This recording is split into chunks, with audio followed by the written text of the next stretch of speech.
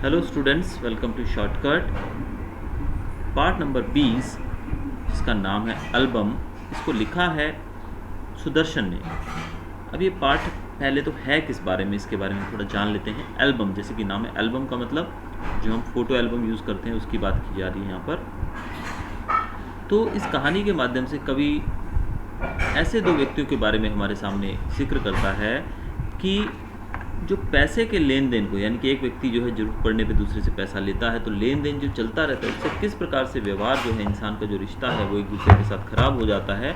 लेकिन यहाँ पर दोनों जो कैरेक्टर्स हैं, शादीराम और सदानंद, ये किस प्रकार से अपने रिश्ते को बचाए रखने की कोशिश करते हैं और किस प्रकार से कर्ज देने वाला कर्ज लेने वाले को अपना कर्ज अदा करने में मदद करता है। देखिए, कर्ज लेने वाले को पैसा अदा करना होता है, देने वाले को नहीं। जो कर्ज देता है वही व्यक्ति किस प्रकार से दूसरे की मदद करता है कर्जा उतारने में। तो चलिए शुरू करते हैं इस पाठ को। पंडित शादीराम लाला सदानंद के पुरोहित थे, यानी कि शादीराम कौन थे? सदानंद के पुरोहित थे। शादीराम ने लाला सदानंद से वर्षों पहले 500 रुपये कर्ज के रूप में लिए थे। शादीराम बहुत गरीब थे, वो पंडित हैं लेकिन वो बहुत गरीब है, लेकिन दिल से वो बुरे नहीं हैं और वो लाला सदानंद के कर्ज को उतारना चाहते हैं। उसके लिए वो पूरी कोशिश कर रहे हैं, लेकिन जैसे कि ये बहुत पुराने समय की बात है, तो इस कारण से 500 रुपया भी बहुत बड़ी एक पूंजी थी, बहुत ही बड़ी एक रकम थी। इस कारण से उसको उतार पाने में वो काफ़ी असमर्थ है। वो कोशिश ज़रूर कर रहे हैं। शादीराम जो हैं वो अपना पेट काट काट कर सदानंद के कर्ज को अदा करने के लिए रुपया जमा कर रहे हैं, पर कभी घर में किसी की बीमारी तो कभी किसी दूसरे कारण से रुपए जो हैं वो उनके जमा हो ही नहीं पाते। यानी कि पंडित शादीराम बहुत ही ईमानदार इंसान हैं। वो कहीं ना कहीं से थोड़ा थोड़ा पैसा बचाकर इनका कर्ज अदा करने की कोशिश करते हैं, लेकिन कहीं ना कहीं खर्चा निकल आता है, बीमारी या फिर किसी दूसरे कारण से। इस कारण से शादीराम जो हैं वो उनका पैसा अदा नहीं कर पा रहे हैं। लाला सदानंद एक अच्छे दिल के इंसान हैं। अब यहाँ पर सदानंद के बारे में बताया गया, वो भी एक बहुत अच्छे दिल के इंसान हैं और वो शादीराम की विवशता को, यानी कि जो भी उसकी मजबूरी है शादीराम के पंडित की, वो उसको अच्छे से समझ रहे हैं।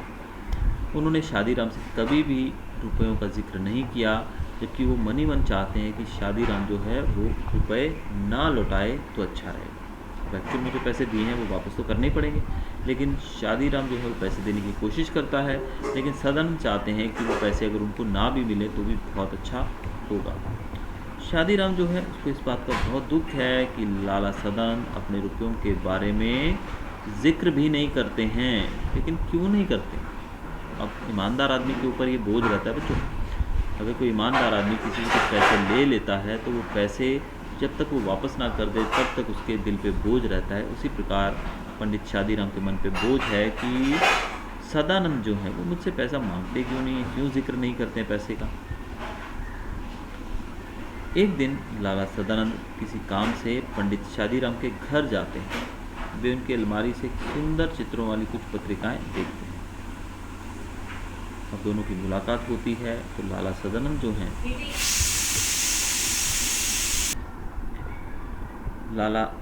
जो हैं वो एक दिन उनके घर जाते हैं शादीराम के, और उनके अलमारी में पड़ी एक एल्बम को उठाते हैं और उसके अंदर कुछ चित्र बने हैं। इस एल्बम के अंदर जो पत्रिकाएं, जो भी चित्रों वाली पत्रिकाएं हैं, उनको निकालते हैं और देखते हैं।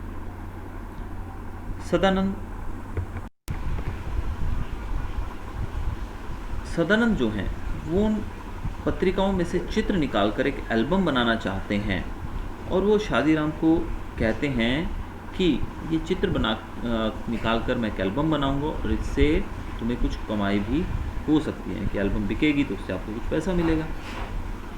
सदानंद एल्बम तैयार करके उसका विज्ञापन दे देते हैं। यानी कि सदानंद जो है वो उसकी जो पत्रिकाएं वो ले जाते हैं, फिर उससे वो एक एल्बम तैयार करते हैं और इश्तिहार, एक विज्ञापन भी पेपर में दे देते हैं कि इस तरीके से एक एल्बम जो है वो सेलिंग के लिए है।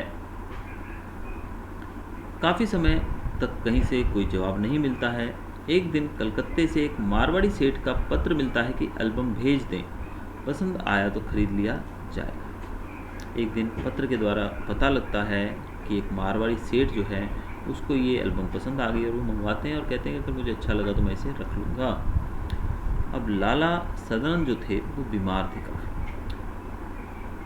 एक समय वो काफ़ी बीमार पड़ गए और इस घटना में लगभग 6 महीने के बाद, यानी कि जब इन्होंने एल्बम बेची वगैरह समझिए, उसके 6 महीने के बाद जो लाला सदानंद थे वो काफ़ी बीमार पड़ गए और पंडित शादीराम जो थे वो उनके लिए दिन रात माला फेरते रहते, भगवान से प्रार्थना करते रहते, इवन भगवत गीता भी सुनाते थे उनको। एक दिन सदानंद जो थे वो बेसुध हो गए, यानी कि बेहोश हो गए। शादीराम सदानंद के सिराने बैठ जाते हैं। उन्हें लगता है कि सदानंद के सिराने कोई चुभती हुई चीज़ है। वे उठाकर देखते हैं तो वो चीज़ वही एल्बम थी। सदानंद के खामोश हो जाने पे शादीराम जो है वो उसके तकिए सिराने पे बैठ जाते हैं और प्रार्थना करने लगते हैं। तभी वो सिराने पर बैठते हैं तो उनको ऐसा फील होता है कि वहाँ पर कुछ छुपने वाली चीज़ है और वो उसको उठाकर देखते हैं तो नीचे वही एल्बम होती है जो उन्होंने कलकत्ते वाले सेठ को बेची होती है। तो ये समझते उनको देर नहीं लगती है कि ये एल्बम सेठ जी ने खरीदी थी, किसी कलकत्ता के किसी सेठ ने नहीं खरीदी थी, बल्कि ये जो एल्बम थी वो सदानंद ने ही शादीराम से मंगवाई थी ताकि वो उनकी मदद कर सके कर्ज उतारने में। लाला सदानंद को होश आता है तो वे शादीराम से एल्बम छीनकर बहाना बनाते हैं और कहते हैं कि एल्बम अब मैंने सेठ साहब से मंगवा लिया है, कि एल्बम मुझे ज़्यादा पसंद आ गई थी इसलिए मैंने ये कलकत्ता वाले सेठ से मैंने मंगवा लिए, मैंने इसको ख़रीद लिया है। शादीराम को लगता है कि वे झूठ बोल रहे हैं, लेकिन अब उनकी नज़र में लाला सदानंद और ज़्यादा सज्जन और परोपकारी लगने लगते हैं। अब ऐसी एक्टिविटी के बाद तो कोई भी व्यक्ति जो है उसका दर्जा बहुत ही ज़्यादा इंसान से ऊंचा हो ही जाएगा। तो इस प्रकार हमने देखा कि किस प्रकार से जो लाला सदानंद थे उन्होंने पंडित शादीराम की जो एक एल्बम बनाकर उसको बिकवाने का एक ढोंग रचा, लेकिन ये ढोंग जो था ये उनकी भलाई के लिए, उनकी अच्छाई के लिए था। लेकिन वो एल्बम जो थी, शादीराम को लगा कि वो एल्बम कलकत्ता के किसी सेठ ने खरीदी है, लेकिन वो एल्बम एक्चुअल में किसने खरीदी थी? खुद सेठ सदानंद ने, लाला सदानंद। तो ये थी हमारी कविता एल्बम। Hope you enjoyed. अगर आपको वीडियो अच्छा लगा हो तो सब्सक्राइब कीजिएगा मेरे चैनल को। आने वाले वीडियोस की जानकारी के लिए बेल आइकन दबाना मत भूलिएगा। Have a nice day. Thanks for watching.